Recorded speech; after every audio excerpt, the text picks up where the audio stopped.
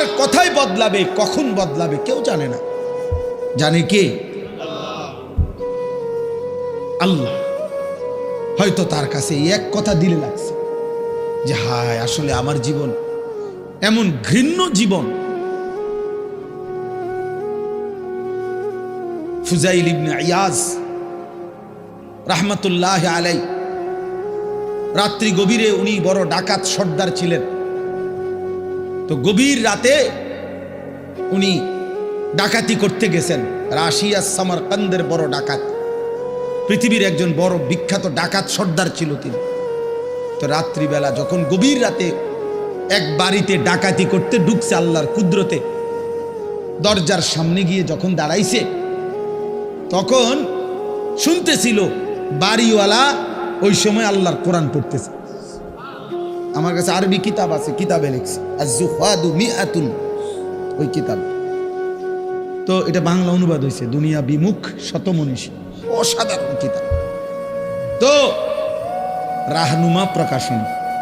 তাই উনি দরজায় দাঁড়াইয়া শুনতেছে যে বাড়িওয়ালা ভিতর থেকে ওই ঘরের বুড়া মিয়া আল্লাহর কোরআন পড়তেছে।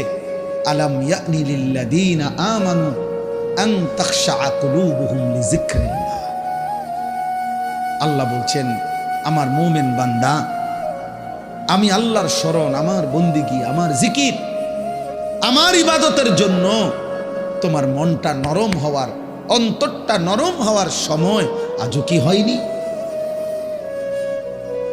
আজও হয় নাই বান্দা? আর কোনোদিন আমাকে সেজদা দিবা না?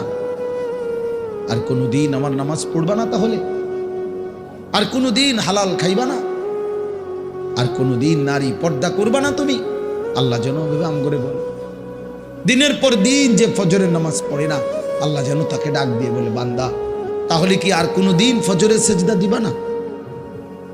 প্রতিদিন যে গালিগালাজ করে, আল্লাহ যেন বলে, বান্দা তাহলে কি আর কোনোদিন এই গুনাহ ছাড়বা না? এভাবেই বলে যাইবা, এভাবেই আমি আল্লাহকে কষ্ট দিবা।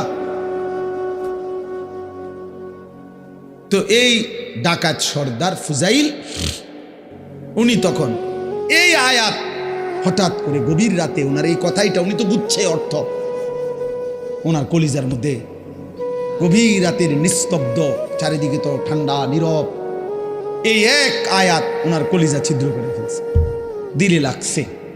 উনি পিছন দিকে ফিরে এসে চলে আসছে, বালা ইয়া রব্বি কদ আনা, আর চিৎকার করে দুই হাত তুলে বলছে, আয় রব, আয় মাওলা, সময় হলো, হয়েছে সময়, আমি আর এই নাফরমানির জিন্দেগি করব না, দিলাম ছাইড়া। এরপরে আমি যেটা বুঝাইছি আরেকটু রয়েছে কথা। এই ডাকাত সর্দার তিনি এত দুর্ধর্ষ ডাকাত ছিলেন যে ওই জামানায় আপনার যেই কোনো মানুষ, পথিক, মুসাফির, এমনকি বাচ্চা পর্যন্ত ওই অঞ্চলে ওনার নাম শুনলে ভয় পাইত। তো কিতাবে লিখছে যে মায়েরা তাদের বাচ্চাদেরকে দুষ্টামি করলে, ঘুম যাইতে না চাইলে ভয় লাগানোর জন্য বলতো, এই ফুজাইল রে ডাকি, তো বাচ্চা কাঁপতে শুরু করত, মানে তাইলে বাচ্চা সোজা হয়ে যেত, চুপ হয়ে যেত, এমন ভয় পাইতো তাকে, বাচ্চারা পর্যন্ত ভয় পাইতো তার নাম শুনে। তখন তিনি